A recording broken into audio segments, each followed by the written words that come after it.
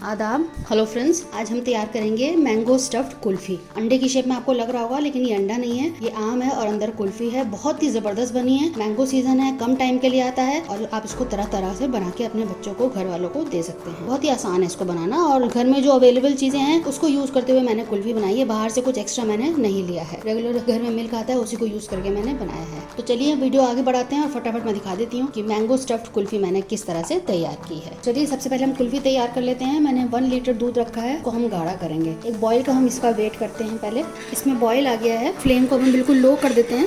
इलायची पाउडर डालते हैं फ्लेवर के लिए, इसको मिक्स करते हैं। अब धीरे धीरे इस दूध को हम गाढ़ा करेंगे। आप अगर इलायची पाउडर नहीं डालना चाहते तो आप केसर भी इसमें डाल सकते हैं, उससे अच्छा कलर भी आएगा, फ्लेवर भी आएगा। तो जो आपको पसंद हो वो आप फ्लेवर इसमें डाल लें। अब इसको धीरे धीरे हम पकाएंगे, ये गाढ़ा होगा। थोड़ी देर बाद इसमें हम चीनी डालेंगे और दूसरा ऑप्शन है कि आप इसमें कंडेंस्ड मिल्क भी डाल सकते हैं। आप इसमें ज़ाफ़रान या केसर, जिसको बोलते हैं सैफरन इंग्लिश में, आप वो भी डाल सकते हैं। हर किसी के पास नहीं होता है तो इसलिए मैंने आपको बताया है कि आप इसमें इलायची पाउडर डाल दें। अब आप देखिए ये पकते पकते थोड़ा गाढ़ा हो गया है, इसकी जो क्वांटिटी है कम हो गई। आप देख सकते हैं यहाँ तक था ये दूध। अब इसमें हम चीनी डाल देते हैं। अच्छा खासा गाढ़ा हो चुका है। आप इसमें अपने जायके के हिसाब से चीनी डाल लें, उसको एडजस्ट कर लें। ये बिल्कुल आपके ऊपर है कि आप कितना मीठा खाना चाहते हैं। अब इसको 5 मिनट और पकाएंगे, उसके बाद इसको हम ठंडा करने के लिए रख देंगे। ठंडा होगा तब हम आगे बढ़ेंगे। बिल्कुल आपको इसको कूल कर लेना है और ठंडा होने के बाद भी ये थोड़ा सा गाढ़ा होगा। अब कोशिश करके इसकी जो गुठली है इसको हम निकालेंगे।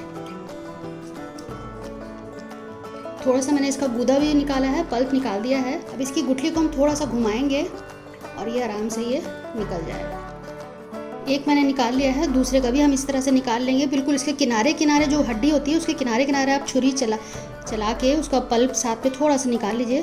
और फिर क्योंकि ये नीचे चिपकी होती है हड्डी, तो थोड़ा सा आप घुमाएंगे तो ये आराम से ये निकल जाती है।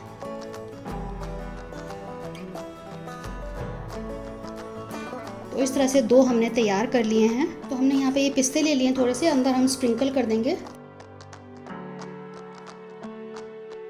इस तरह से घुमाते हुए आप इसमें इस तरह से कर लें। और इस तरह से मैंने एक ग्लास ले लिया है, उस पर इसको हम टिका देंगे। दोनों इसी तरह से तैयार कर लेते हैं आम को। आप देख सकते हैं कि अंदर मैंने पिस्ता डाल दिया है।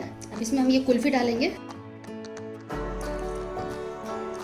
इस तरह से टिका दें। अब इसको थोड़ा इसको हम खाली रखेंगे और इस पर ये ढक देंगे। जो इसका कवर था हमने कट किया था ऊपर से, और इसको हम फ्रिज में रख देंगे 4-5 घंटे के लिए। जब ये जम जाएगा तो फिर मैं आपको निकाल कर दिखाती हूँ। और इसको हम ग्लास के साथ ही रखेंगे। अगर हम ग्लास हटा देंगे तो ये टिक नहीं पाएगा। इसमें से जो कुल्फी है, जो हमने दूध डाला है, वो निकल जाएगा। आप चाहें तो स्टील का ग्लास ले लें या कोई कटोरी ले लें। 4-5 घंटे रखने के बाद फ्रीजर से मैंने इसको निकाला है। अब हम इसको ग्रेट करेंगे और अच्छा सा कोई ग्रेटर ले लीजिए, आराम से ये ग्रेट हो जाएगा। थोड़ा ठंडा है, हो सकता है आपको हाथ में कुछ पकड़ना पड़े। ये सारा छिल गया है, बहुत आराम से इसका छिलका उतर जाता है। अब हम ये ऊपर वाला भी हटा देते हैं और उसको मैं आपको काट कर दिखाती हूँ। तो हमारी कुल्फी तैयार हो गई है। बिल्कुल मैंगो स्टफ्ड कुल्फी हमने तैयार की है। तो स्लाइसिंग आप अपने हिसाब से, जैसा आपको लंबा चाहें आप लंबा कर लें।